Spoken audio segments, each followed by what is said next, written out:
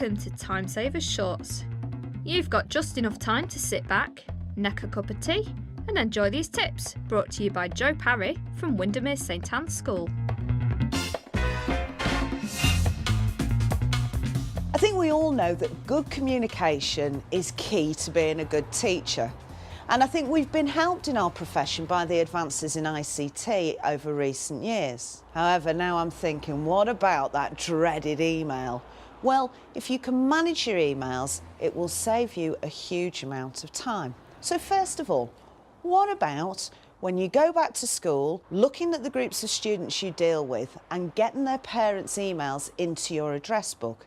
That way, when you need to send an email, you're not searching around for an email address. It's there, ready and waiting for you.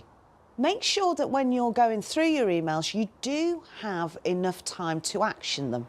Deal with them straight away. And once you've dealt with them, delete them. Because I tell you, an empty inbox makes you feel very satisfied. Occasionally, there might be something you reply to that could be contentious, and you might want to just file that away somewhere. Hard copies, I think we're probably conditioned as teachers to print off hard copies and file them away. But think about it carefully.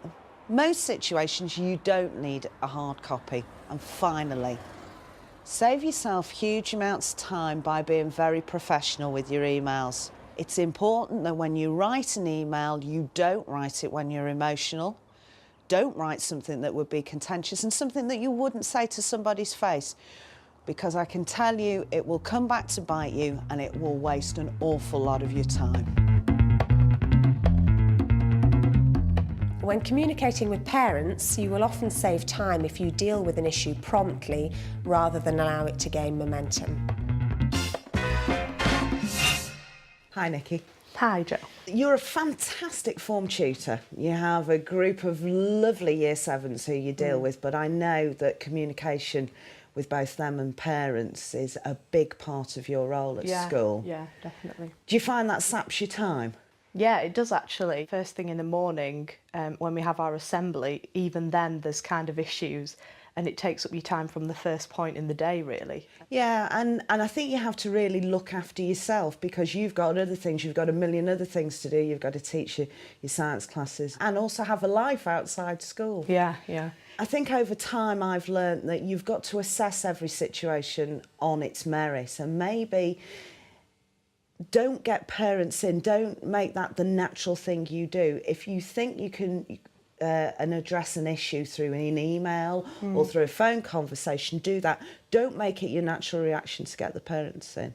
And then when you do get the parents in, that means it's really important. Yeah, definitely. What about, that emailing to parents? Do you do a lot of that?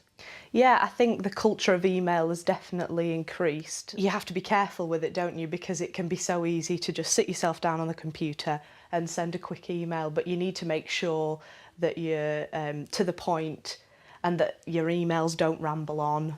Have you got any parents who ramble on the phone?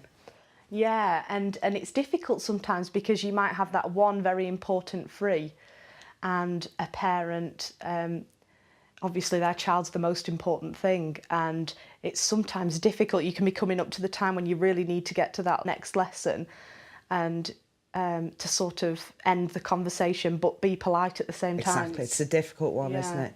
Do you know what, I always start a phone conversation when I know I've got a parent like that with a Mrs X, I've got 10 minutes, I need to be at a class at this time. And then it gives you a nice excuse, you've preempted the conversation. So when it gets to that time, you can say, as I said, I'm going to have to go now. And I just think if you lay out your parameters at the beginning of the conversation, it will save you time. Yeah. The other good one is, if I know I've got somebody who's going to ramble on the phone, I'll take some paperwork with me, or some stapling, or something that's a daft task that doesn't involve brain power. So while they're talking on the phone, I can be sorting out some paperwork or staple. You have to have quite a quiet stapler and not hold it near the phone, but something like that, because you feel then that you're achieving while that's going on. Nikki, I think there's lots of people could learn from you, but thank you for that. That's really good.